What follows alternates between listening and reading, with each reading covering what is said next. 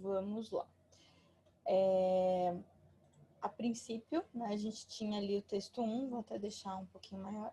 A gente tinha ali o texto 1. O que vocês fazem? Isso seria legal que vocês respondessem no microfone. O que vocês fazem quando vocês dão de cara com uma imagem? Acho que a Luana caiu. A Natália pode começar respondendo. Eu analiso a época da imagem e tento relacionar com o período histórico. E também o que compõe a imagem, né? E essa imagem em si já é uma que a gente vê bastante nas aulas, né, de história. Tá, e aí quando me conta mais, assim, quando você fala que analisa a época e cruza isso com o momento histórico, eu tô inferindo, né? Eu falei que eu ia aumentar, mas não tem muito jeito, a gente tem que anotar pra fazer. Quando você vê a época, exatamente de qual época estamos falando? A época ainda que tem o período, né, de escravidão no Brasil e acho que o primeiro reinado, né? E aí? Aí você me disse que a gente tem você falou que vê a própria imagem, né? E que é uma imagem bastante recorrente nas aulas de história.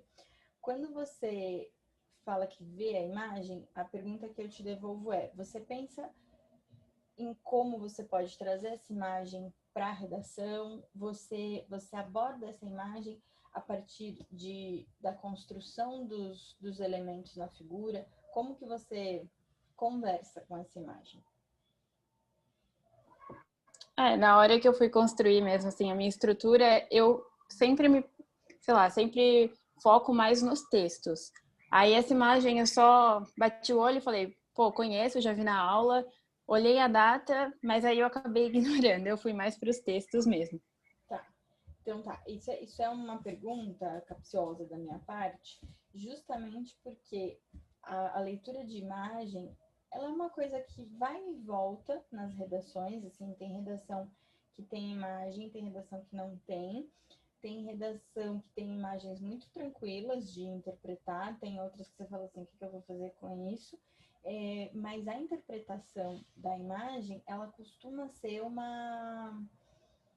um diferencial para incrementar, para melhorar, para oferecer elementos intertextuais para correção, né, para você apresentar elementos intertextuais para correção. E isso é diferencial porque nem todo candidato interpreta. A maioria dos candidatos acaba passando batido pela imagem como se ela fosse só uma ilustração e não como se ela fosse um texto propositalmente colocado ali na coletânea. Então, eu queria aproveitar a oportunidade da imagem aqui na nossa cara e nessa prova para a gente tocar um pouco nesse assunto. A dica que eu dou quando a gente vê uma imagem é fazer uma descrição, que pode ser mental e pode ser também por meio das anotações ali na folha de prova. Outra dica, né, é ver o título da obra. Para mim, esse título é muito pesado. Lógico que naquela época, né, em 1827, um jantar brasileiro era só um jantar brasileiro, né? Era só uma fotografia do que estava acontecendo ali na época. Mas já que eu estou provocando, mais uma vez vou devolver para você. O que significa hoje, né, já que a gente tem ali o impacto da escravidão sobre o trabalho doméstico no Brasil atual, né? Então, se a gente tem o passado, né, sobre o Brasil atual, olhando para o Brasil atual, o que significa dizer que em 1827 este era um jantar brasileiro?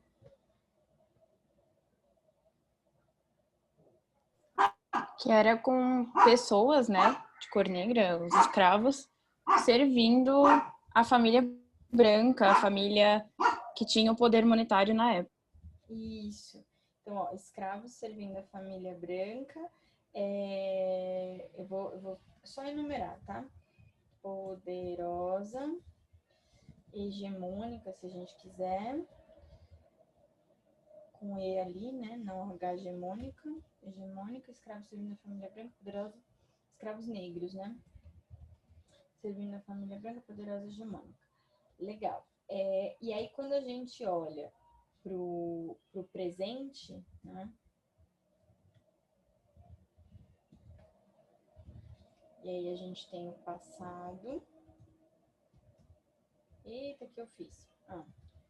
Passado, escravos negros servindo a família branca. No presente, a gente não mudou quase nada. A diferença é que essas pessoas já não são mais escravizadas da mesma forma, já que estamos falando de provocação. Então, pouco mudou.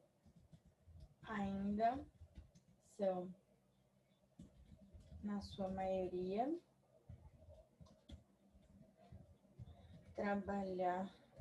e aí já adiantando o que vem no texto 2, trabalhadoras negras que servem as famílias brancas, ok? Faz sentido isso até aqui? O dedinho. Só vou deixar registrado aqui, fazer análise do título da obra. A outra opção, né, que a gente tinha era fazer um pouco a descrição do cenário, né? Então você tem, evidente, o que você já falou, né? Pessoas brancas que têm o poder, que são a elite da época. Eu acho que tem umas outras coisas aqui que são angustiantes, né? Porque você tem essas pessoas ali comendo um banquete farto e as crianças ganhando ali pedaços da comida a partir do que a dona da casa deseja oferecer, né? Se ela não quisesse oferecer, essa pintura seria outra. Então, não tem, já tentando fazer uma leitura com a contemporaneidade, não tem uma garantia de que essas crianças estão comendo sempre, né? Uma outra coisa também que a gente tem forte, além do fato dos adultos brancos estarem vestidos e as crianças negras não estarem vestidas, é que, por mais que as crianças estejam ganhando comida pela benevolência da senhora, elas não estão sentadas à mesa. Elas fazem parte do jantar, mas elas são figurantes, né? Elas não são convidadas do jantar. Elas estão ali provavelmente, aí já fazendo inferências, elas estão ali provavelmente porque elas fazem parte da família das pessoas negras que estão servindo a casa. E não tinha outro lugar para elas ficarem, então elas estão ali naquela cena. Sim, você colocou aqui no chat, né? Semelhante aos animais de estimação. Sim, ela tá no chão ali, né? Ela tá ganhando pedaços, ela não tá convidada para a mesa. E aqui, nessa situação, eu não sei se isso vai me servir ainda, né? Se isso vai me servir no sentido de vou realmente me dedicar a usar essa informação agora ou no meu projeto de texto geral, mas tem uma coisa que eu acho curiosa, relevante, interessante, e aí a gente vai precisar lembrar disso com um pouco mais de apuração. É o caso da empregada doméstica que levou seu filho de 5 anos para o trabalho durante o isolamento, lembra disso? Nossa, sim. Seria uma baita coisa para colocar, né? Na hora, não pensei. Olha, é a primeira vez, acho que é a terceira vez que eu olho essa imagem de ontem para hoje, e é a primeira vez que eu tô lembrando disso. Então, realmente é o tipo de coisa que demora um pouco para vir, mas é o tipo de coisa que vem porque a gente faz o exercício de análise da imagem. Quando eu falei que as crianças estão ali nessa cena, não porque foram convidadas, mas porque provavelmente fazem parte da família de pessoas negras que servem a casa, aí veio a imagem da notícia do menininho que morreu, né? Então, o fato de descrever me faz ganhar essa memória, né? Ganhar não porque ela já era minha, mas me faz trazer para a superfície da minha lembrança essa memória. Tudo por conta da própria linguagem, né? A descrição é o uso da linguagem em função dessa memória que está ali sendo cavocada, né? Então, acho que era uma coisa interessante, assim, tô falando acho que era uma coisa interessante, porque a gente tem que verificar se esse caso ajuda a gente a responder a pergunta sobre o impacto da escravidão sobre o trabalho doméstico no Brasil atual.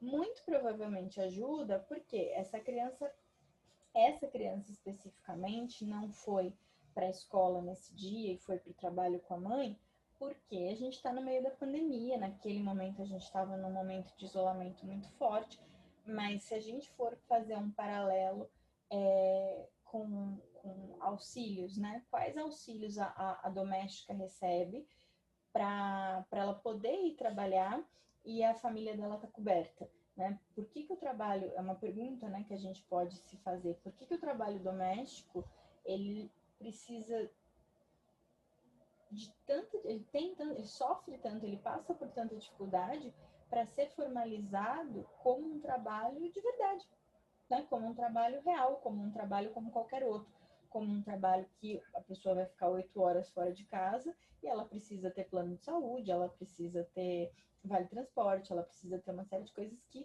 cubram ela e a família dela, né? Então isso é uma coisa que a gente poderia tentar traçar um paralelo, apesar da pandemia. Não sei se dá certo. Quando eu falo isso, não sei se dá certo, significa que o projeto de texto não está pronto na minha cabeça. E eu tenho 2 cuidados. Um cuidado é o de deixar que essas memórias vão chegando conforme eu vou analisando a coletânea. O outro cuidado é o de não me apaixonar pelas minhas ideias, porque elas podem ser muito legais e realmente eu vou trabalhar com elas, ou elas podem ser muito legais na minha cabeça, mas não responderem a frase tempo. E aí eu danço quando eu faço isso, se eu me apaixono pela ideia e ela não é eficiente para me ajudar a responder a frase tempo. Tá? Então, o caso da empregada doméstica que levou seu filho de 5 anos para o trabalho durante o isolamento, o menino não tinha onde ficar e acabou falecendo por causa da negligência da dona da casa. Aqui negligência e mais um monte de outras coisas que se a gente resolver usar isso daqui, a gente pensa depois.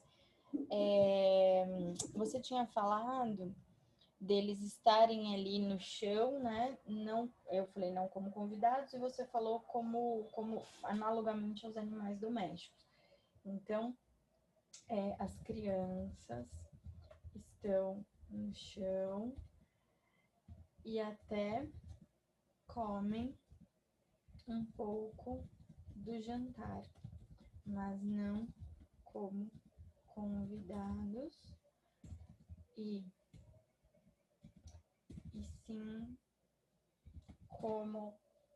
sim num gesto de piedade, né, de benevolência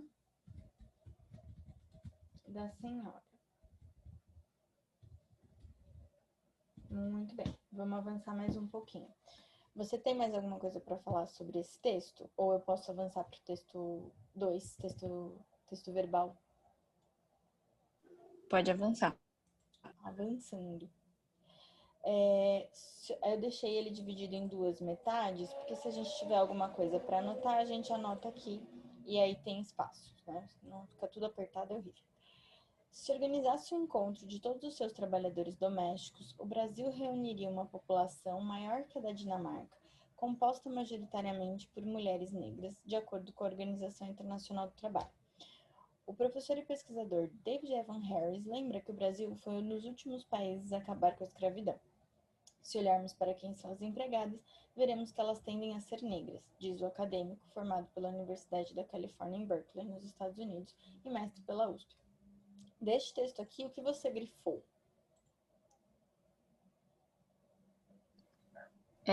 Que são principalmente as mulheres negras. Eu foquei isso nessa parte no meu texto.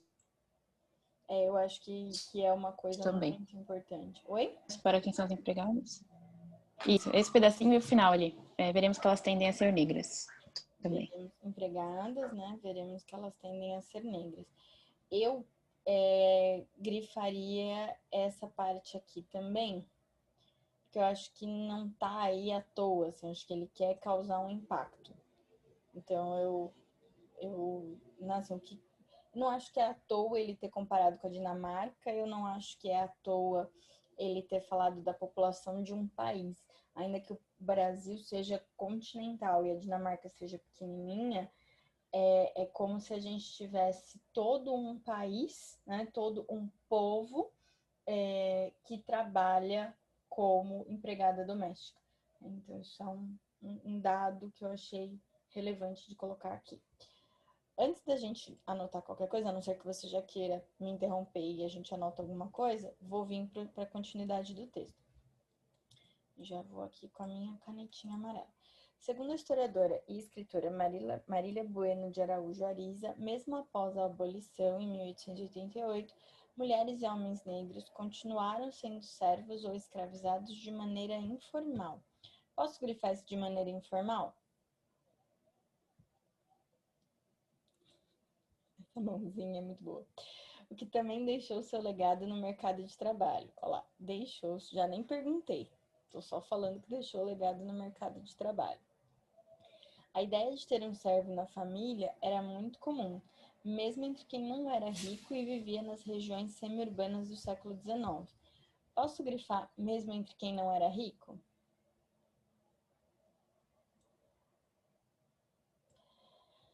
A escravidão brasileira foi diversa, mas foi, sobretudo, uma escravidão de pequena posse. Posso grifar pequena posse? No Brasil, todo mundo possuía negros escravizados. Quando as pessoas tinham dinheiro, elas os compravam com muita frequência. Em São Paulo, por exemplo, muitas famílias, mesmo as relativamente pobres, grifei sem perguntar, muitas delas chefiadas por mulheres brancas, tinham uma ou duas negras escravizadas para realizar os afazeres na casa ou na rua. E aí, Natália, tem alguma coisa que você não grifou que eu grifei, que você grifou que eu não grifei? Esse finalzinho aí eu não tinha grifado. Você falou das mulheres brancas, por mais que sejam pobres. Acho que só. O resto eu notei. Tá.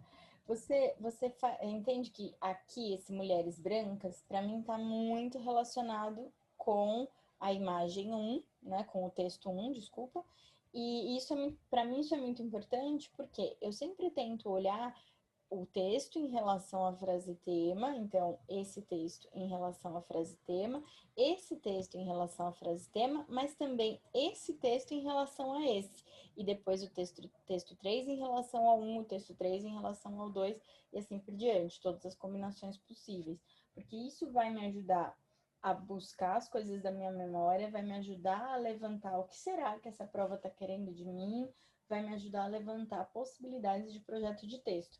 Então, eu vou fazendo esses cruzamentos. E aí, aqui, né, como a gente estava falando, a questão de serem casas, né, chefiadas por mulheres brancas, a gente já tem um indício de que, mesmo após a escravidão, alguns hábitos se mantiveram. Isso é importante na minha leitura aqui.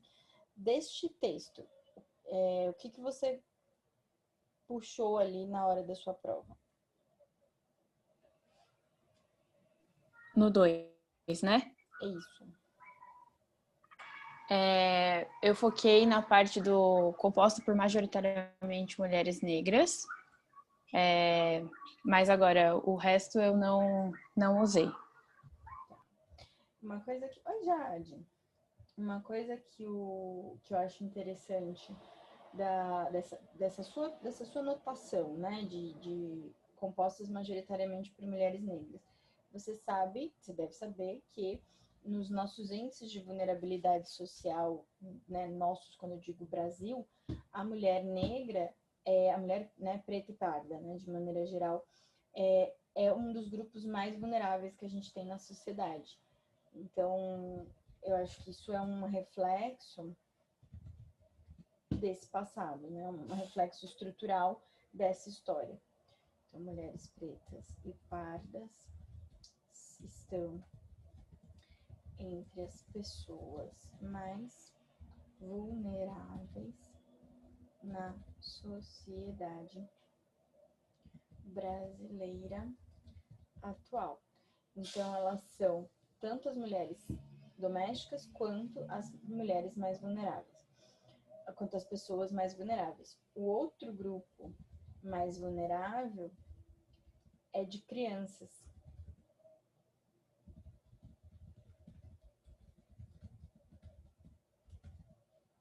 De 0 a 14 anos, pretas e pardas. São dados do IBGE, agora eu não vou lembrar de que ano, mas eu juro que é o IBGE. Isso é sintomático e isso dialoga, mais uma vez, né, com a imagem do texto 1. Só uma pausa para falar um oi para Jade. Oi, Jade.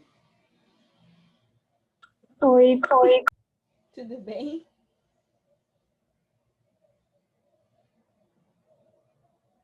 Tudo sim com você? Tudo bem. Eu achei que você estava na aula de física. Bom. Tô menos mal. Então, tudo bem. Eu achei que estava na aula. Você fez o Einstein? Não. Tá, não, beleza. Estou perguntando porque eu e a Natália estamos indo aqui a partir das coisas que ela foi extraindo na prova que ela fez. Mas fica à vontade para adaptar, tá? Porque como tava eu e ela, eu estava fazendo aqui uma exclusiva. Mas fica à vontade para também ir trazendo elementos seus, beleza? Tranquilo, obrigada. Tá bom. Bom, Natália, tem mais alguma coisa para acrescentar aqui? Não. Então tá bom. Aqui, deixa o seu legado no mercado de trabalho. É que eu quero falar coisas, mas eu não quero falar ainda, então eu falo daqui a pouco. Vamos pro texto 3. Uma pesquisa sobre emprego doméstico divulgada pela Companhia de Planejamento do Distrito Federal mostrou que, em 2016, 80% dos trabalhadores domésticos do Distrito Federal eram mulheres negras. Então, de novo, lá vou eu grifar sem perguntar, mas de novo nós temos as mulheres negras aí na pauta do texto. Os dados ainda mostram que em 2018, 75 mil mulheres trabalhavam como empregadas domésticas ou diaristas, representando 5,8% do total de pessoas empregadas no Distrito Federal no período. Segundo a pesquisadora de políticas públicas em História e Educação das Relações Raciais e Gênero, Marta Santos Lobo, a principal preocupação é com, vou grifar sem perguntar de novo, o controle para que este trabalho saia da informalidade. Já existem sindicatos e órgãos que possam fiscalizar a situação de trabalho dessas mulheres. E aí, Natália, tem alguma coisa que você grifou, que eu não grifei?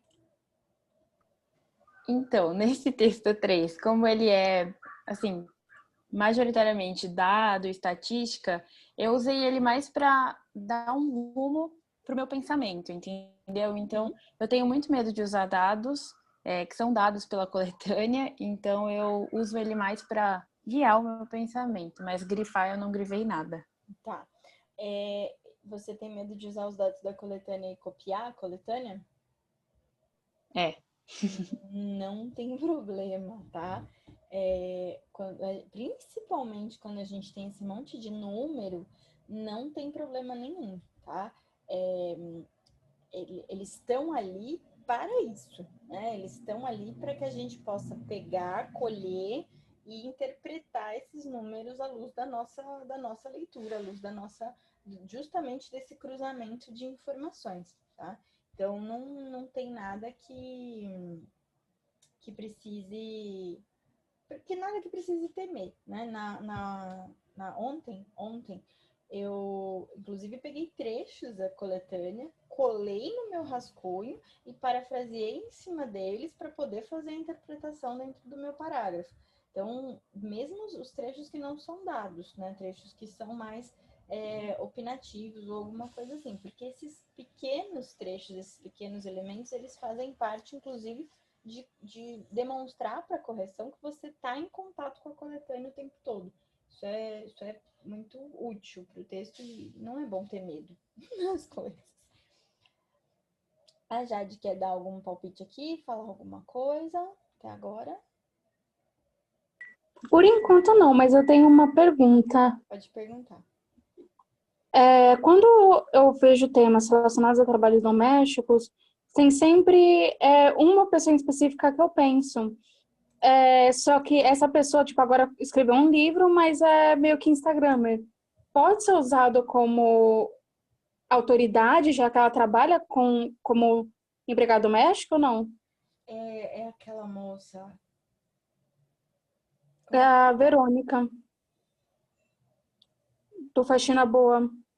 Ah, não, tô pensando numa outra moça que também tem um Instagram assim.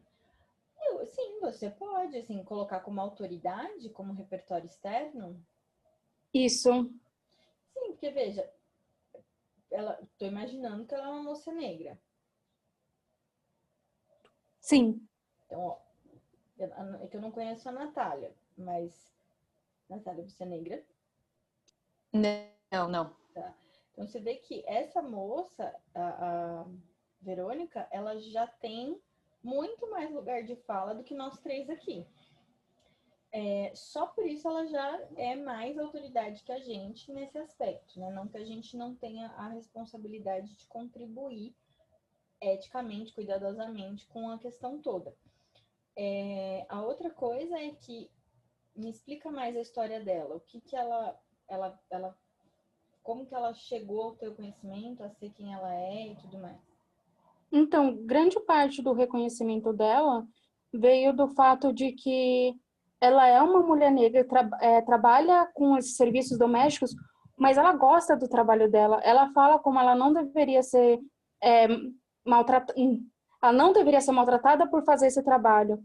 E que ela fala inglês e tudo mais, e as pessoas ficam tipo, mas se você fala inglês, se você é uma pessoa educada, se você é uma pessoa que teve acesso à educação, por que você está fazendo esse trabalho?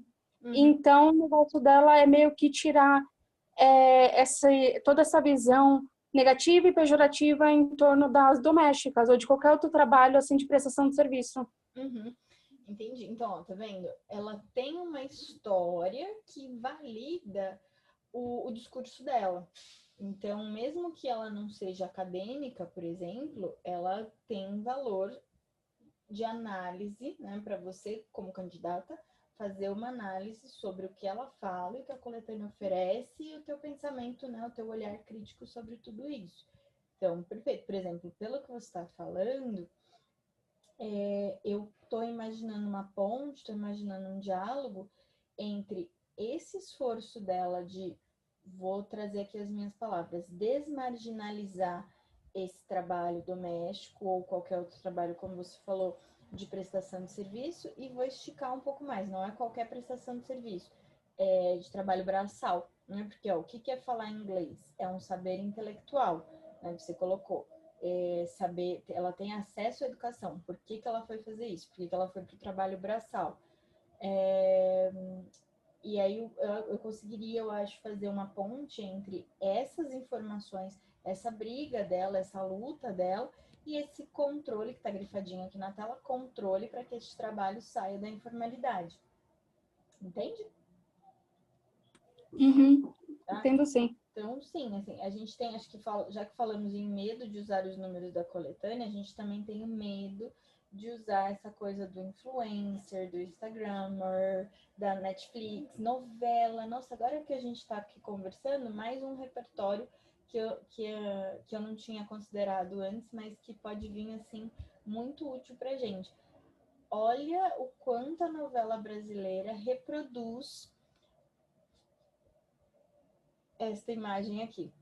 Né? Ou pelo menos, assim, até onde eu assisti novela, porque eu parei de assistir novela faz uns anos.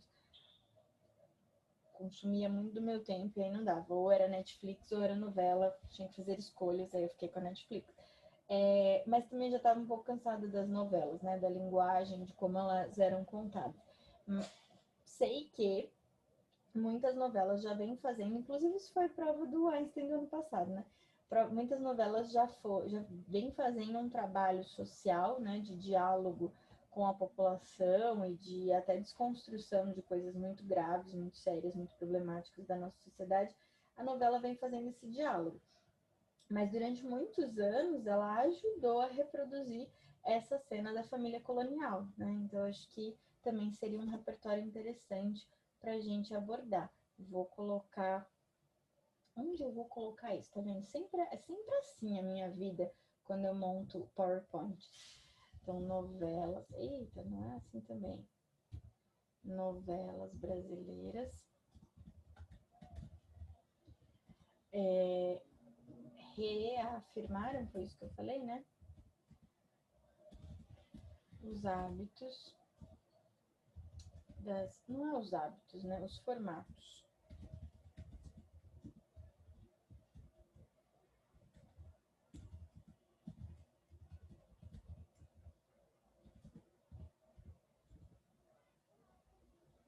Reafirmaram o formato das famílias brasileiras, colaboraram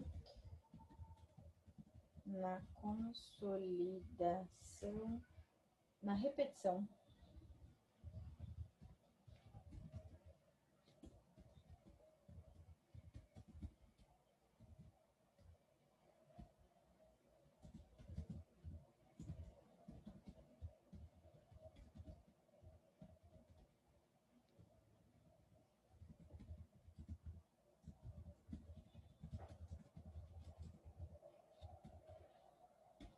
Pronto, meio que um resuminho, assim, do que eu pensei, né? Elas reafirmaram o formato das famílias brasileiras, colaboraram na repetição do formato colonial de exploração da força de trabalho das pessoas negras. Pronto. Só para nossa memória não ficar sobrecarregada e a gente tem uma anotação. Essas anotações que eu faço aqui seriam as anotações que eu faria se eu estivesse fazendo a prova, né? Então, eu vou rabiscando essas coisas ali na folha de prova, porque depois eu vou fazer uma lista com isso daí, jogando algumas coisas fora e adicionando outras, e falar assim, esse vai ser meu projeto de texto, tá? Bom, a gente ainda não tinha terminado a... Ah, senhor, lá fui eu estragar meu trabalho, pronto. Eu não tinha terminado essa leitura aqui, então vamos continuar, né? Esse texto que estava aqui, vim para cá. Isso tem sido feito e o que tem sido feito? O controle para que este trabalho saia da informalidade. Antes da gente avançar, tem uma outra coisa importante aqui. Vocês lembram da PEC das domésticas?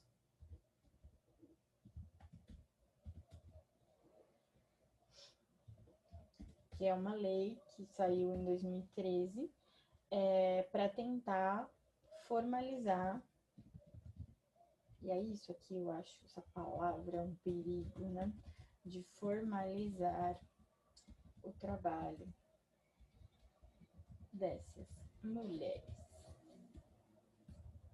Essas mulheres e homens, né? Mas a gente já percebeu que a coletânea quer que a gente fale de mulheres.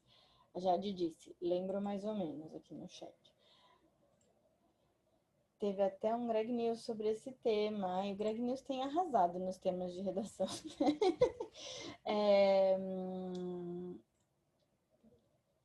Vamos lá, então, né? Por que eu acho essa palavra aqui, né? Tentativa de formalizar o trabalho das mulheres.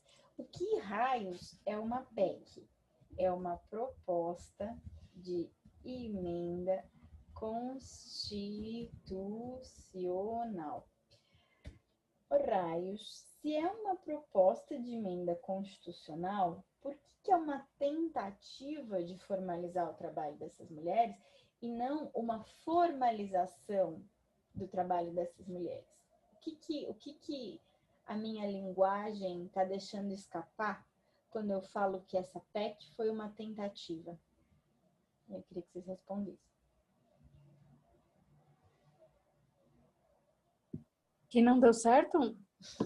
Então, isso é muito, muito doido, né? Porque é uma lei, né? Não deu certo, mas é uma lei. Então, a lei tá lá, tá feita, tá escrita, a emenda foi colocada, mas essa lei não pegou. Vocês entendem a gravidade disso?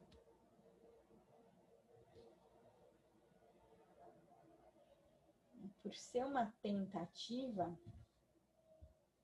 ela não pegou. O que isso significa, né? É que no Brasil as leis pegam para quem interessa, para quem tem os privilégios, né? E no caso aqui, a desvantagem é a cor da pele, né? Então, no entanto, esta legislação, como que eu vou escrever? Não pegou, né? Eu não posso escrever isso no meu texto. Então, se fosse vomitado, eu ia escrever não pegou. Mas já vamos fazer de conta que a gente passou pelo vomitado, escreveu, e a gente vai começar a formalizar, fazer uma primeira edição, um rascunho mais ali, um pouco mais organizado.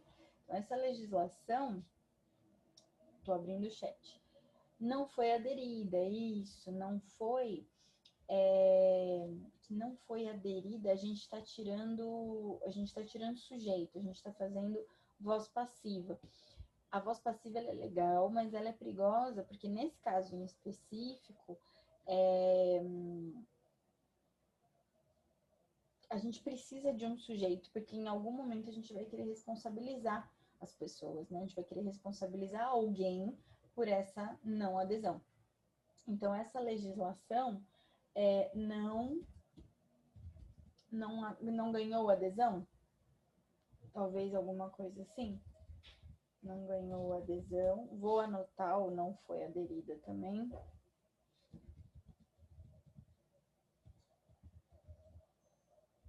Não ganhou adesão. Não ganhou não só adesão, visibilidade, né?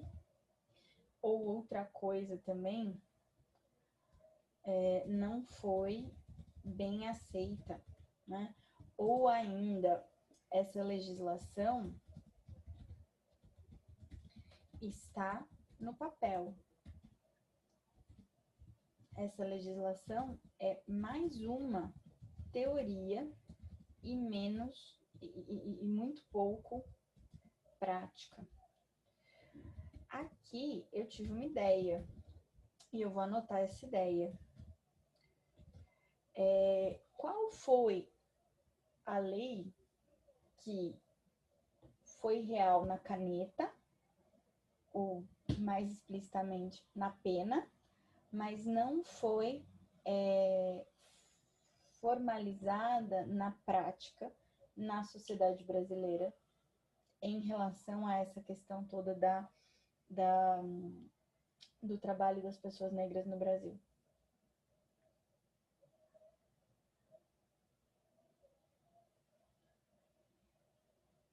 Eu acho que se for pensar, né, no contexto antes da abolição, acho que todas, lei do ventre livre, lei do sexagenário, a própria abolição, a própria proibição do tráfico, todos esses foram só no papel, né? Porque continua existindo ilegalmente. Então, ó, isso aqui é muito legal do ventre livre, sexagenário, a própria abolição. A própria coletânea vai ajudar muito nisso, né? Mesmo que a gente tenha assinado a lei, né? A gente brasileiro tenha assinado ali, a coroa tenha assinado, fez isso formalmente, isso foi no papel, isso foi teórico, mas isso foi muito pouco praticado. E a gente também pode descascar um pouco mais essas camadas dessa história para lembrar que essa abolição, por mais que a gente tivesse grupos abolicionistas no Brasil, a gente tinha muito interesse econômico, muito interesse comercial. É a tal da história da lei para inglês ver, né? Por que era para inglês ver? Porque assim os ingleses concordariam com as aberturas que a gente estava precisando naquele momento e tal. Então, assinar a Lei Áurea não foi em prol da humanidade, da dignidade daquelas pessoas negras que estavam trabalhando até a morte, sendo açoitadas, violentadas tudo que estava acontecendo, né, nesse país. A abolição não acontece em função delas, a abolição acontece inclusive para que elas virem, idealmente, o tal do mercado consumidor, né? Então, mesmo ali, a população negra está sendo objeto e não sujeito, está sendo objetificada, está sendo usada, né? Então, é um paralelo que a gente pode traçar entre essas leis do passado que não eram respeitadas e essa lei que foi tão importante ao mesmo tempo que foi rechaçada, foi ignorada, sofreu uma série de preconceitos e tudo mais, né? Então é um caminho para pensar, né? Uma ideia para pensar esse projeto de Deus. Então, lei do ventre livre, lei do sexagenário, a própria abolição foram apenas teorias, né? Canetadas, sem que na prática a condição de vida da população negra melhorasse. Aqui, como é o impacto da escravidão sobre o trabalho doméstico, eu vou trocar, ao invés da população negra, eu vou colocar da população de trabalhadores negros, tá? Para já ficar coladinha com a frase tema, mesmo nos meus rabiscos, porque assim eu me organizo e garanto que as minhas ideias, né, não estão tangenciando a frase tema, tá? Isso aqui eu tô achando que tá um pouco pequeno, né, mas tudo bem, vamos com o que tem. Ok, mais alguma coisa que alguém quer falar até aqui? O chat. Lembrei sobre o caso do Miguel, já que envolve a questão do trabalho doméstico, racismo. A moça não deveria ser chamada para trabalho no meio de uma pandemia. A Jade, Natália, a Jade está alinhada com a gente. Jade, a gente colocou aqui, mas a gente não lembra, eu pelo menos não lembrava o nome do menino. Miguel, que bom que você lembrou. É o caso da empregada doméstica que levou seu filho, Miguel. Opa! Ele tinha 5 anos, pelo que eu lembro, ele tinha 5 anos. Para o trabalho durante o isolamento. O menino não tinha onde ficar e acabou falecendo por causa da negligência da dona da casa. Aqui já com uma tendência, né, da minha parte, mas acho que não é só da minha parte, né? Acho que é uma tendência opinativa razoável. Vou avançar mais um pouquinho agora, texto 3, né? Não terminamos o texto 3, ainda no texto 3. Isso tem sido feito e tem que continuar. A garantia, né, de controle para que esse trabalho saia da informalidade. Isso tem sido feito e tem que continuar. Há agências internacionais e brasileiras que falam desse conceito,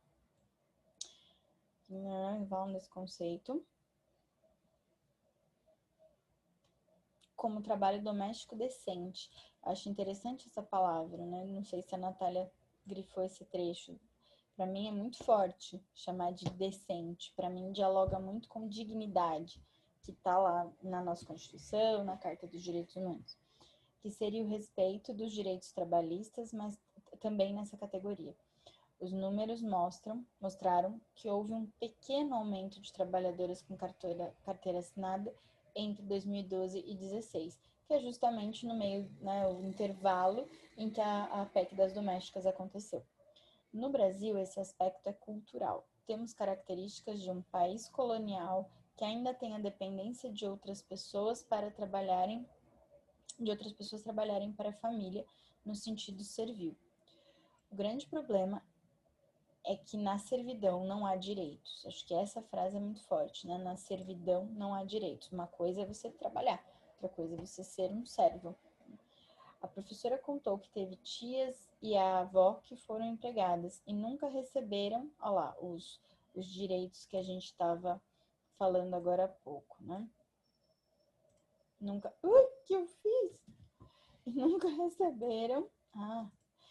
receberam contribuição ou pagamento para aposentadoria. em 2012, a média salarial de uma empregada doméstica era de R$ 7,91 por hora.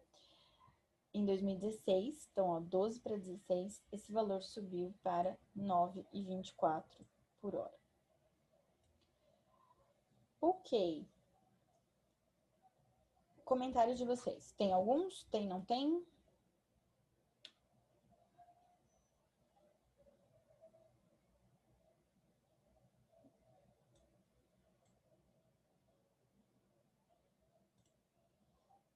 Tá tranquilo, ok. Então, eu também não vou fazer anotações sobre o texto 3. A gente tinha aqui, eu vou só excluir esse slide que a Luana caiu. E vamos ficar aqui com o projeto de texto da Natália. Natália, agora é o seu momento de me contar o que você usou para construir o seu projeto. E eu vou rabiscando aqui. Solta o microfone. A prova do Einstein em si foi uma prova muito corrida. Eu deixei a redação, assim, última hora mesmo. Então, assim, o que vinha na cabeça eu ia colocando, então eu não tive muito tempo para procurar repertórios recentes e tudo mais, né? A minha introdução eu usei o livro que está muito falado agora, né, da Djamila Ribeiro, sobre um pequeno manual antirracista. E aí eu usei isso para problematizar e mostrar como o preconceito e o racismo ele ainda está instalado na sociedade de hoje.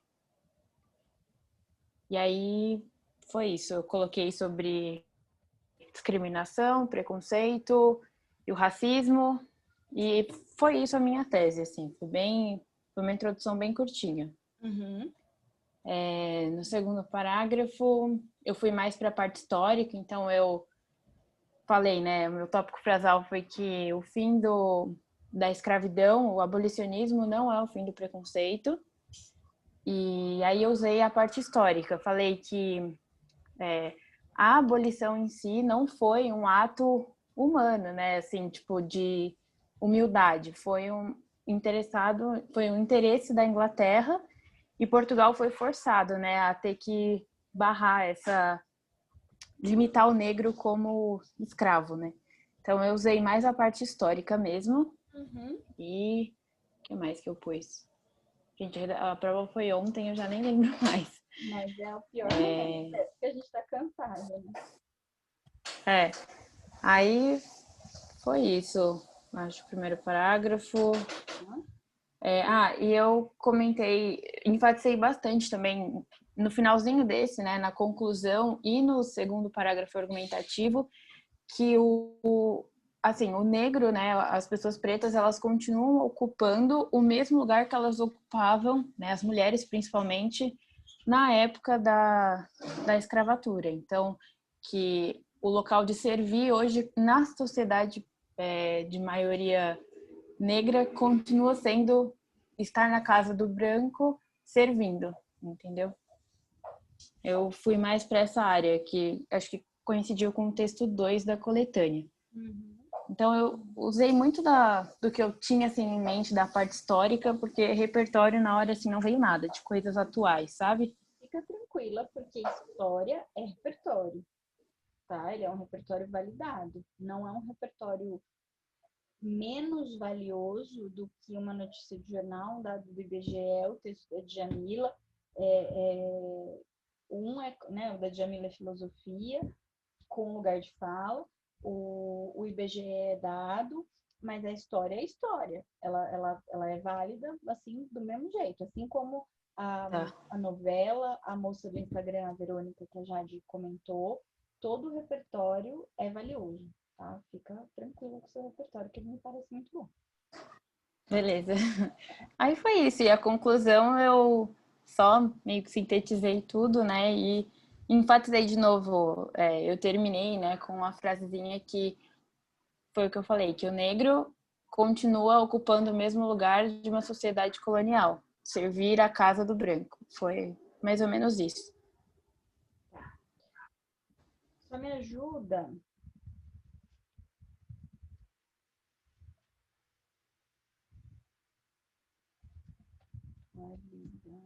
Qualidade que eu...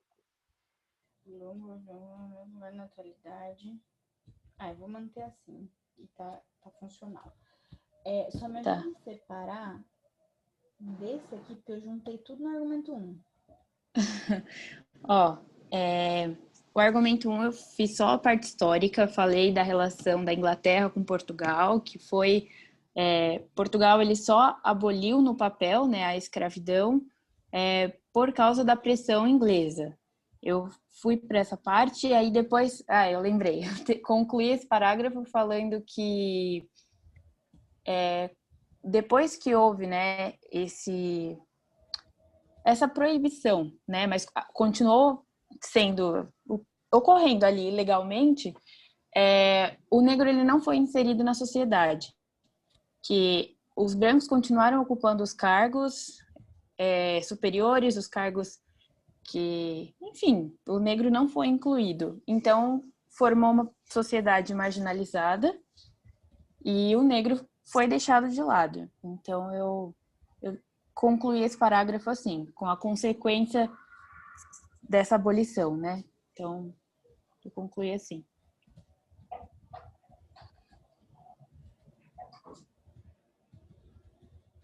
E aí, se eu entendi direitinho, o argumento 2 veio nesse trabalho aqui. Isso.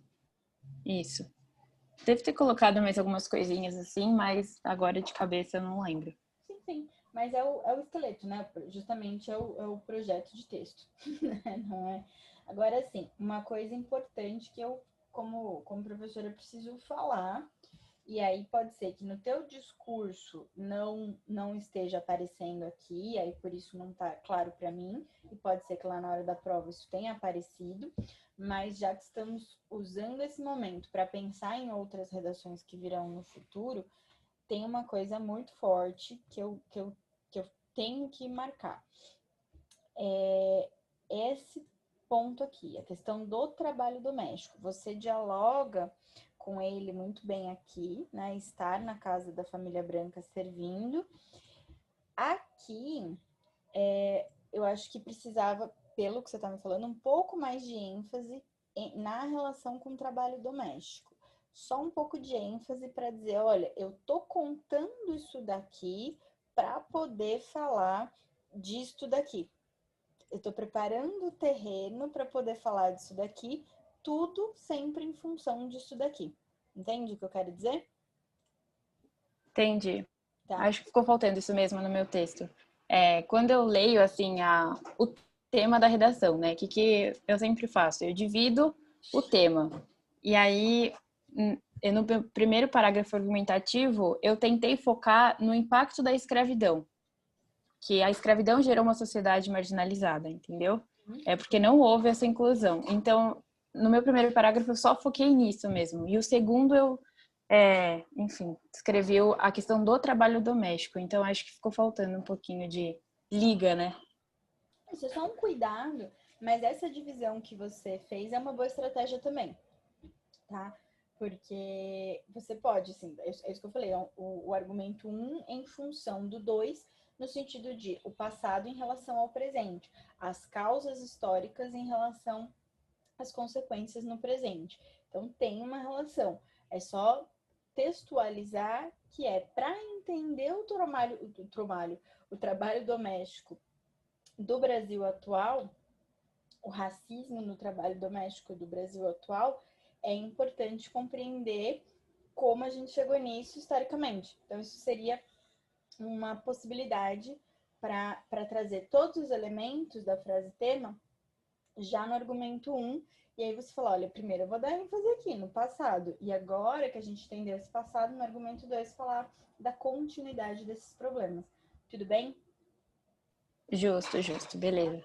E a gente, é o que eu falei, né? Não tem como eu saber o que aconteceu, porque eu não tô lendo o seu texto, né, de verdade.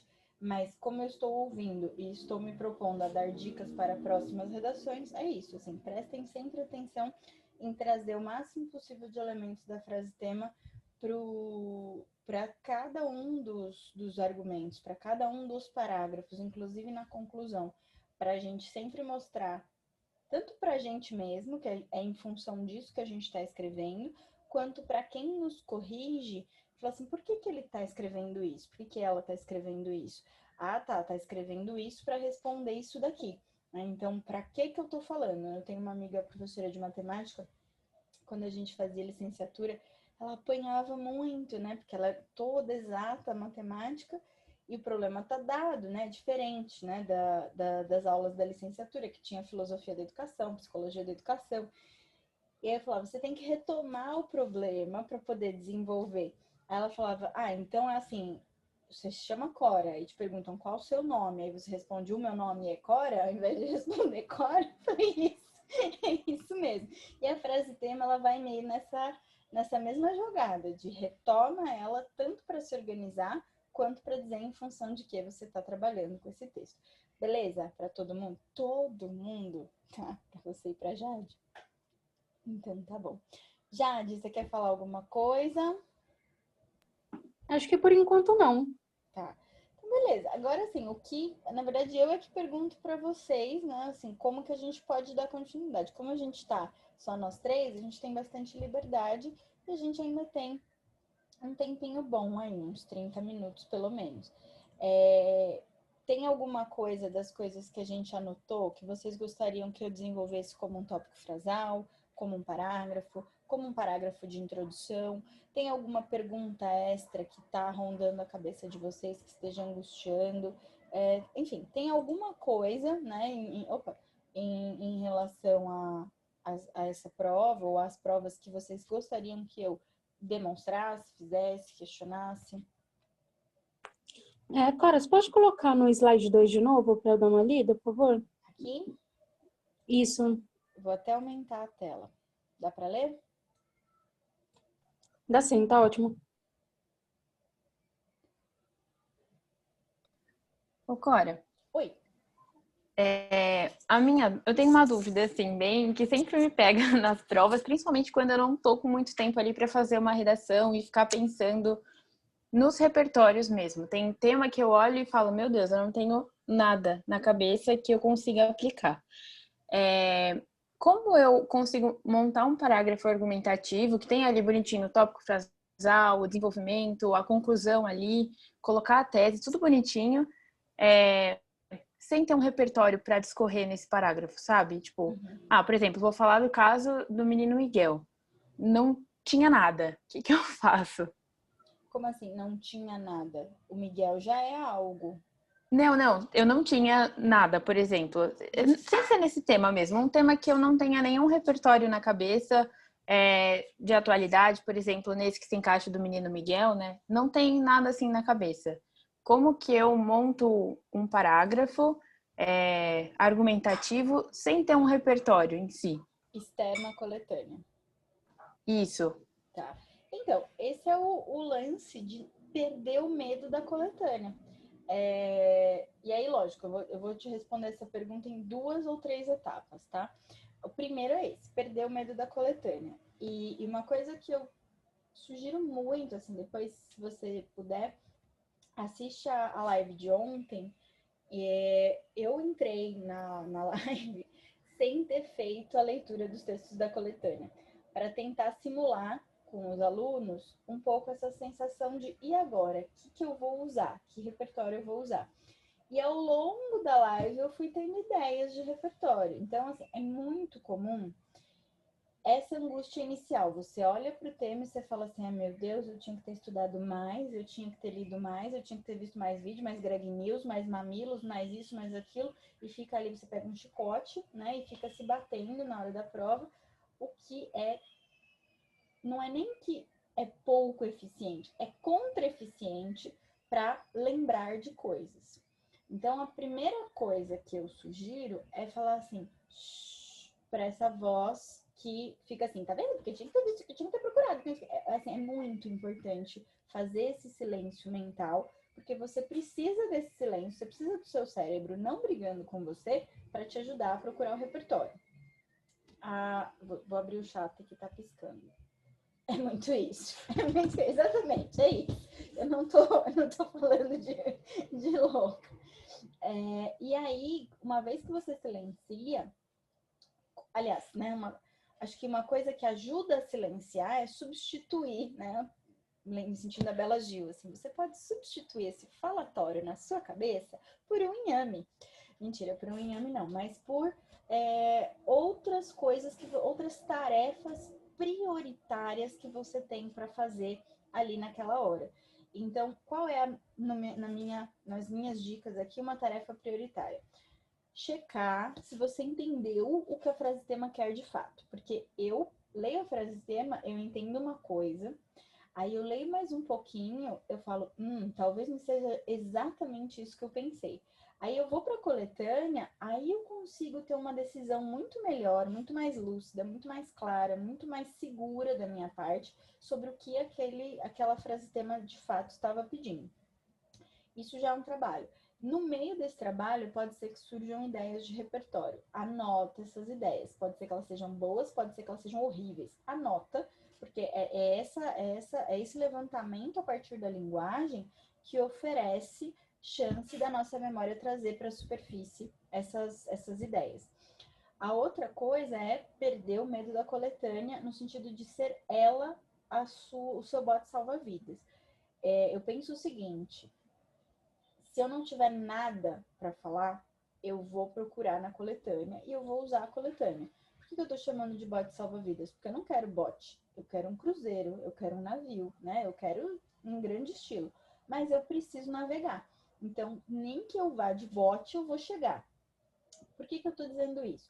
Porque se eu fizer uma boa redação, bem boa, sem repertório externo, eu não vou zerar. Eu não vou ter uma nota baixa. Eu posso ter uma nota razoável, bastantemente razoável, se eu tiver um bom projeto de texto, uma boa estrutura, frases organizadas, tópico frasal, desenvolvimento e fechamento do parágrafo, só com o que a coletânea me oferece e só com o que é um sub-repertório. Observação da sociedade. Então, vamos supor que você não soubesse da PEC das empregadas, mas você sabe que a empregada vive mais na informalidade do que na formalidade. Isso a coletânea vai te inspirar a pensar. Você provavelmente já conviveu com muitas empregadas domésticas, se não na sua casa, na casa de amigo, na casa de tia, na casa de vó. Então, você vai saber contar essa história dessas pessoas sem necessariamente contar a história da dona fulana, né? Você vai contar como se aquela dona fulana fosse um personagem da história atual, né? E aí você vai conseguir mostrar o que é essa informalidade. Por exemplo, a gente já teve esse ano, numa prova da Unesp, a questão das empregadas domésticas durante a pandemia, que elas dependeram da solidariedade dos empregadores, porque não tinha CLT para cobrir e elas não podiam ir trabalhar.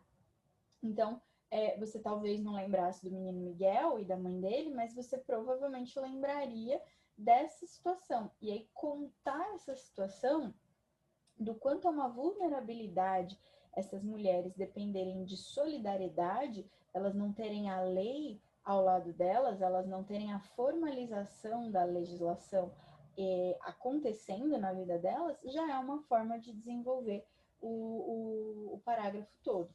Então, eu falei que eu ia responder em 2, 3 etapas. Quais são as etapas, né? A primeira é avança, vai avançando. A memória vai vindo. A segunda essas coisas que a gente sabe, mas a gente não sabe exatamente como que a gente sabe, são observações da sociedade. Essas observações da sociedade que não são legitimadas, estava em tal jornal, veio do IBGE, eu vi em tal filme, tal novela, mesmo que, né, não estejam legitimadas, são repertórios. Elas dão um pouquinho menos de ponto do que um repertório legitimado, mas é o que eu falei, é o meu bote salva-vidas que já ganhou um motorzinho ali. E o último recurso, ou terceiro, até dá para pensar num quarto recurso,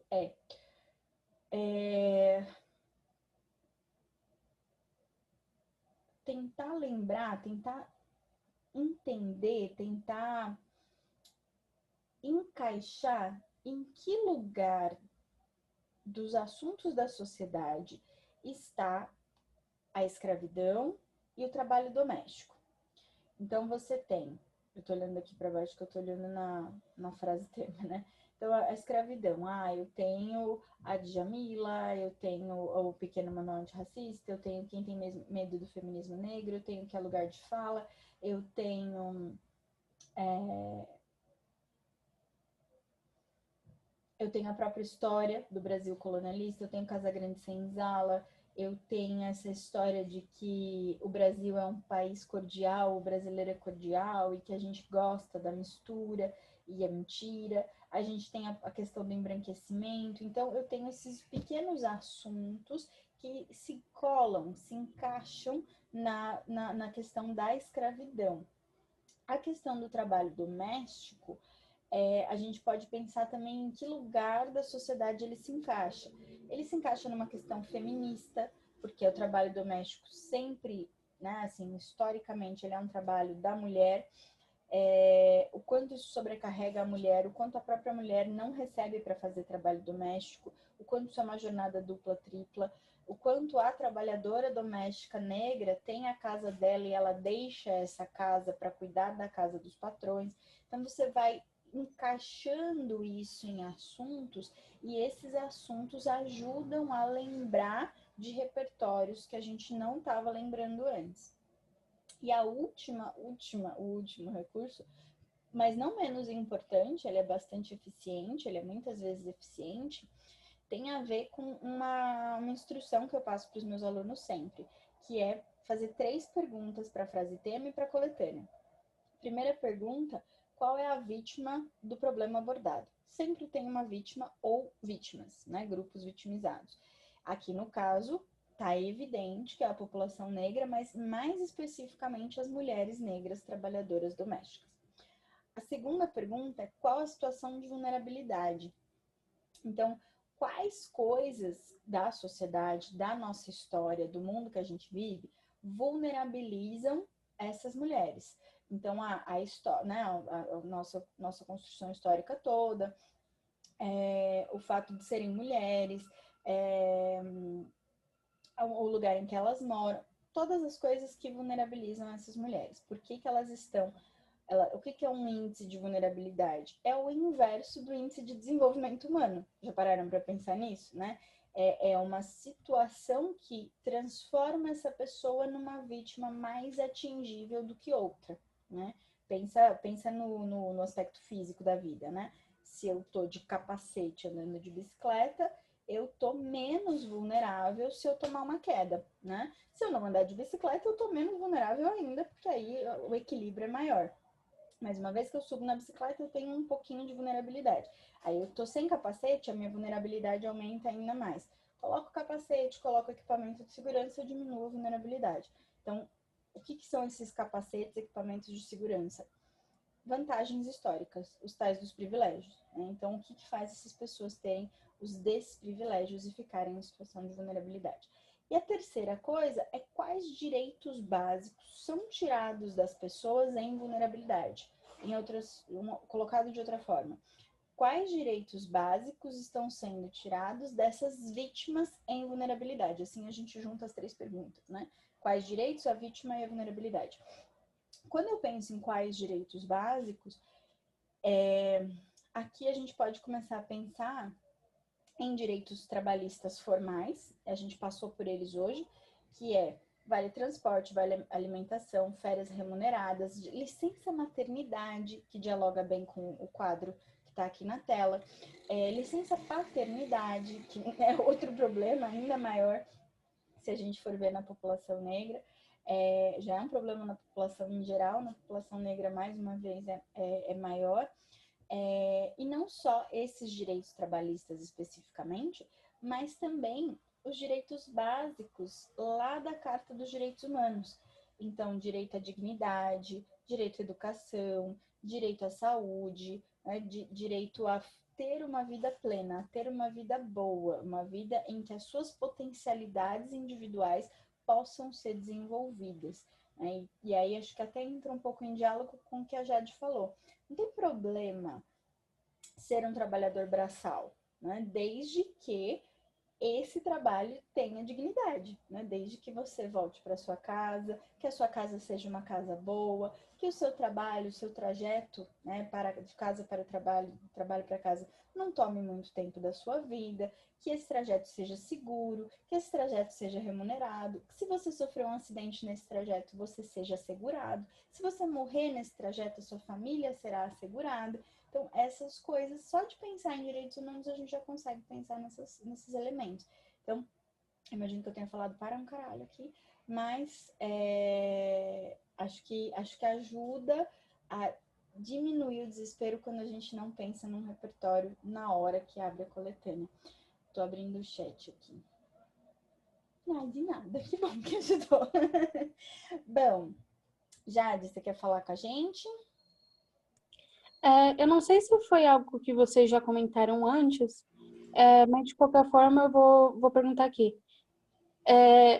Eu tenho a sensação de que quando aparecem imagens, igual aí, né, que tem esse quadro, que eu não tenho um bom aproveitamento dessas imagens que estão aí. Então, eu ia te perguntar, sei lá, como ler esses quadros, essa linguagem não verbal explicitamente, sabe? Uhum. Tipo, para isso se tornar realmente algo útil, não só uma imagem na minha prova. Tá. É uma ótima pergunta, a gente já passou por ela, mas eu não me importo de repassar, até porque tá na tela as dicas que eu dei para a Natália sobre isso. A dica 1 é fazer uma descrição. A Natália já fez um percurso muito bom, que é qual é a época, e ela relacionou isso, né, de que lá no primeiro reinado ainda havia escravidão formal, né, ainda era legal isso, e que hoje a gente ainda tem a escravidão não formal, ou pelo menos uma analogia muito próxima do trabalho escravo no trabalho doméstico. Isso já é, assim, bastante eficiente, mas a gente pode se aprofundar mais. A descrição, você pode fazer uma descrição mental, ela pode, eu sugiro que ela seja bem metódica, bem detalhista, porque, mais uma vez, a gente já falou isso hoje, quando eu uso a linguagem, quando eu vou falando coisas, essas coisas que eu falo puxam ganchos na minha memória para que eu lembre de outras coisas. E é assim que a gente faz interpretação. Então, já que o texto é não verbal, eu transformo o não verbal em verbo. Então, quando a gente descreve, né, mesmo que só mentalmente, a gente pode tirar dessa descrição mental as inferências que a gente faz. Então, se a gente olhar, né, para esse quadro e começar a fazer uma descrição mental, é uma mesa de jantar em que um casal de pessoas brancas está jantando. Essas pessoas brancas provavelmente têm um poder aquisitivo alto, porque elas têm pelo menos 2 escravos, mais 2 adultos, mais 2 crianças. Elas possuem, né, elas são donas. Elas estão bem vestidas para o estilo da época. A mesa delas é muito farta. E aí a gente pode, né, vai para outros lugares aqui dentro dessa mesma imagem. Essas pessoas negras que estão em volta, né, tem os adultos que estão ali parados, prontos para servir, né? Eles estão a postos para servir, eles estão de prontidão. Isso, o homem, né, é muito evidente, ele está parado assistindo, né, o casal a comer. A mulher tá ali fazendo um papel que me parece, não sei se ela tá fazendo um ventinho, se ela tá fazendo os mosquitos saírem, né? Quer dizer, você não pode fazer o mosquito sair da sua própria comida, alguém tem que fazer o mosquito sair da comida para você. Isso eu acho que dá, por exemplo, eu conseguiria tirar uma inferência aqui do quanto isso é uma questão de status. Eu tenho alguém para fazer isso para mim. O básico, que a gente espanta o mosquito sem perceber que está espantando o mosquito, né? A gente só faz assim e o mosquito já sai. Ter alguém para fazer isso para a gente é de um status muito alto, porque eu posso pagar por alguém até para não é só para pôr a minha mesa, fazer minha comida, limpar a minha sujeira, é também para espantar o mosquitinho. A outra coisa que a gente também fez, uma inferência interessante, é de que, tem uma que a gente não fez ainda que eu quero fazer. Essas pessoas negras que estão servindo a casa, elas estão dentro da casa. Isso também acende um pouco a memória do escravo de dentro de casa e o escravo que ficava fora de casa. Ele tinha um status também um pouco melhor, ele tinha uma condição de vida um pouco melhor. Muitas vezes ele era menos machucado do que os outros, então criava-se uma competição para que eles preferissem servir dentro de casa. Que mais? É bonito que eles estejam bem vestidos, né? Você não quer pessoas mal vestidas enfeiando a sua casa. Você quer esses servidores, porque é bom para o status, mas também é bom para o status que eles estejam bonitos, né? Que eles não estejam enfeiando o seu cenário. E aí, falando em roupa, a gente tem as crianças que estão sem roupa. A Natália até fez uma analogia com os nossos animais domésticos hoje, né? Como se fossem coisinhas bonitinhas que a gente brinca e a gente dá um petisco quando a gente quer, né? Porque foi a segunda leitura que a gente fez. As crianças estão ali, estão até partilhando dessa comida dos senhores, mas elas não estão sentadas à mesa, elas não são convidados, elas estão ali porque muito provavelmente os pais delas fazem parte da casa e elas não tinham outro lugar para estar. Ou então, porque a senhora gosta de crianças e ela quer que as crianças estejam ali por perto divertindo a vida dela naquele momento. E é lógico que ela não vai dar assistência, ela não está adotando essas crianças, ela não está amadrinhando essas crianças. Ela está se divertindo com a presença dessas crianças, conforme ela quer. Quando ela não quiser mais, acabou, né? Não sei se estou ajudando, Jade, mas você viu que conforme a gente vai descrevendo, ideias vão chegando? Percebi, sim. Tá? É esse o processo sempre. Apareceu imagem, seja escultura, pintura, tirinha, charge, descreve, usa o verbal para ajudar o não verbal. Quando a gente teve na FUVEST aquele tema sobre a história e a memória, a gente tinha um menino negro numa escultura de bronze e ele estava jogando um balde de tinta branca no corpo dele. Quando a gente descreve isso, a gente consegue chegar rapidinho em embranquecimento da população. A gente consegue, por exemplo, é um menino negro, é uma criança negra. Qual será a dificuldade de explicar para um menino negro que a vida dele vai ser mais difícil que a do menino branco? Que ele corre mais risco de ser morto do que o menino branco. Eu lembro de um episódio de Grey's Anatomy que a Miranda ensina ao filho como ele tem que reagir. A Miranda é negra, o filho é negro, vocês devem lembrar. Como ele tem que reagir se ele for enquadrado. Isso é uma preocupação de pais negros, não é uma preocupação de pais brancos. Muito dificilmente um pai branco pensa assim, nossa, eu preciso ensinar meu filho como é que toma enquadro para ele não morrer. Porque não é um problema da população branca. Isso é o que a Djamila vai chamar lá no... Isso é uma das coisas que ela vai chamar de branquitude. A gente, população branca, tem a obrigação histórica, a responsabilidade de entender qual é o nosso papel nessa estrutura de escravização da população negra e de repetição desses erros do passado, né? de manutenção desses erros do passado. Então, entender que a gente tem o privilégio de criar os nossos filhos sem explicar esse tipo de coisa para eles, já é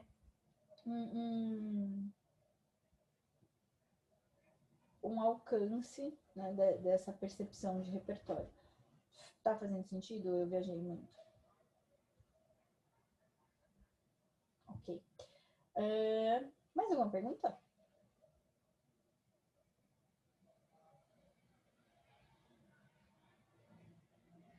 Não?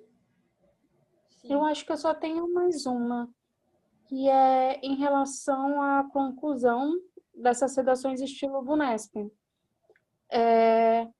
Eu ainda não estou muito confortável com a conclusão.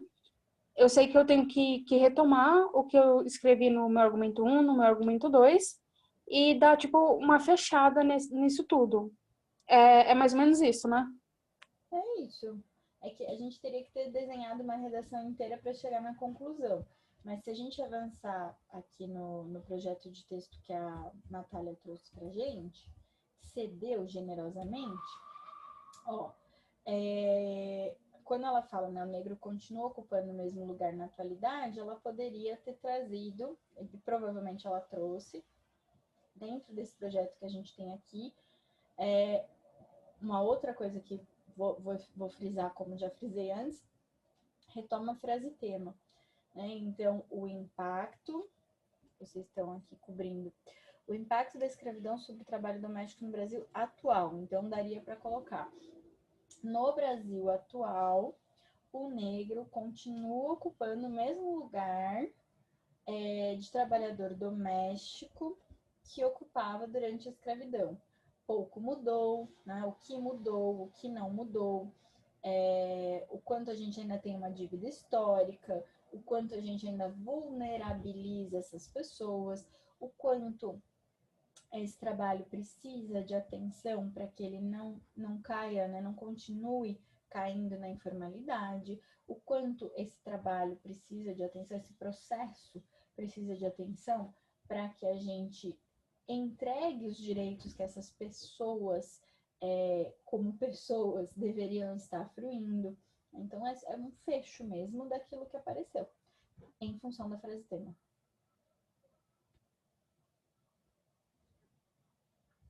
Natália, alguma pergunta? Eu só tenho uma dúvida em relação ao título, né? Que na VUNESP é obrigatório. Eu coloco um título... Eu nunca sei, eu fico muito perdida. Aí eu fico procurando alguma coisa que eu coloquei no texto, que nem esse meu do Einstein, o título foi Herança Histórica. Mas eu fiquei, pô, é um tema muito curto e eu tenho amigos que fazem... tema não, títulos grandes. Eu nunca sei se eu pego alguma coisa que eu comentei ali, uma frase que está dentro da minha redação, entendeu? Uhum. Olha, é igual livro. Os livros têm títulos longos, os livros têm títulos curtos, médios. Uma crônica que você leia no jornal, né? A gente ficou aqui enaltecendo Greg News hoje. Uma crônica que você leia do Greg News, uma crônica que você uma coluna que você leia da Djamila, por exemplo, vai ter um título longo, um título curto, tá tudo bem. Então, o título, ele, por mais... Assim, a obrigatoriedade dele tem que estar escrito nas instruções de um título à sua redação. Se não tiver escrito, não é obrigatório, tá? A não ser também que tenha uma linha na folha de prova, né, na folha de resposta, discriminando o título. Aí você tem que pôr. Mas por que ele existe, né? Qual seria a obrigatoriedade de um título para a banca de correção? Por exemplo, no Enem não é. Então, eles desconsideram essa característica. Mas qual é a tradição do texto dissertativo argumentativo? Na tradição, textos dissertativos argumentativos, que são artigos opinativos na sua essência, artigos têm títulos, né? Como eu falei, crônica, coluna, esses artigos têm títulos. Então, pela formalidade, como assim, carta tem vocativo, carta tem data, dissertativo argumentativo, textos opinativos têm títulos. Então, ele está ali por formalidade. É lógico que não é porque é uma formalidade que eu vou fazer mal feito. Não é porque me pediram traje longo numa festa que eu vou usar uma saída de praia longa, né? Eu tenho que usar um traje longo, fino, formal, né? Alguma coisa assim. Então, é só aproximar. E esse processo que você está fazendo está corretíssimo. Herança histórica. O impacto do trabalho escravo no trabalho doméstico da atualidade é uma herança histórica.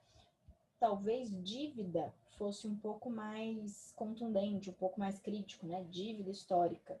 Mas você não vai ganhar menos ponto porque você colocou herança do que se você ganharia se colocasse dívida. Onde você perderia ponto? Se você colocasse um negócio que não tem nada a ver, assim, por exemplo, sei lá.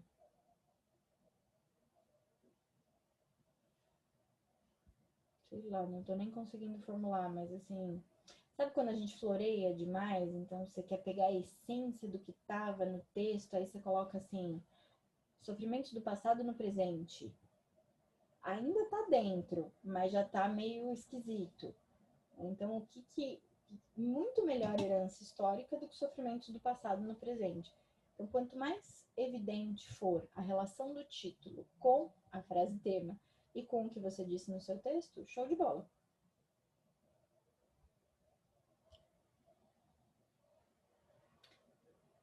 Próxima pergunta? Ou nenhuma pergunta?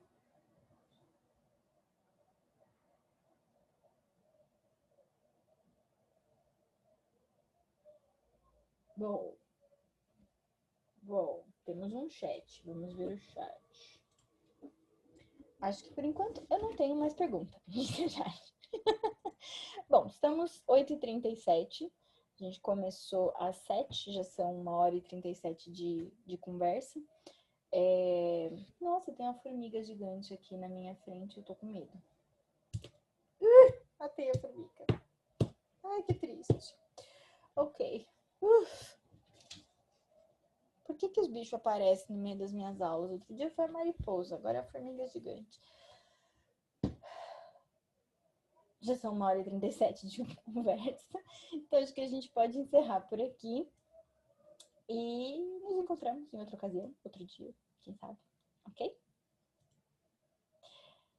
De nada, Natália. Foi um prazer te conhecer. A gente se vê aí, eu ainda farei outras conversas dessa. De nada, Jade. Beijoca. Até.